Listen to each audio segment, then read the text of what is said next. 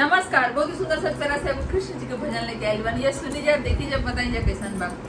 नदिया किनारे कृष्णा गैया चरावे, अरे बंसिया बजावे आना धुना रे ललनावा, अरे बंसिया बजावे आना धुना रे ललनावा। बंसिया के धुना सुनली सातोरे बहिनिया, बंसिया के धुना सुनली सातोरे बहिनिया, अरे बंसी ले लिहाली चोराई रे लालनावा, अरे बंसी के लिहाली चोराई रे लालनावा।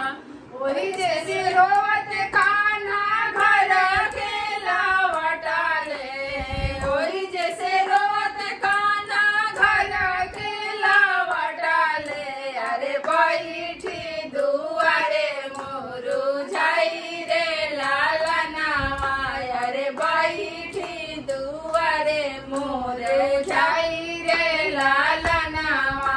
घर में से निकाले ली माता यशोदा, कहे बेटा बड़ा मोरू झाइल रे लालनावा, अरे कहे बेटा बड़ा मोरू झाइल रे लालनावा। नदिया किनारे माता गैया चराई, अरे बंसिया बजाइया ना धुना रे लालनावा, अरे बंसिया बजाइया ना धुना रे लालनावा।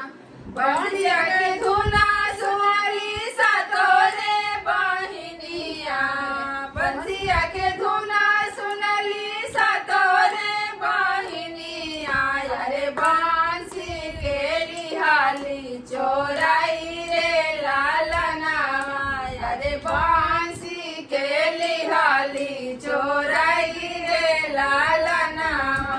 मतरो बेटा हो मतरो बेटा, अरे बसावा के बंसी बनाई मेरे लालनावा, अरे बसावा के बंसी बनाई मेरे लालनावा। धन्यवाद। गाना अच्छा लगे था वीडियो को लाइक करी जा, शेयर करी जा, नया बनी जा हमनी के चैनल पर पहली बार देखत जा हमनी के गीत तो सब्सक्राइब जरूर करें। धन्यवाद।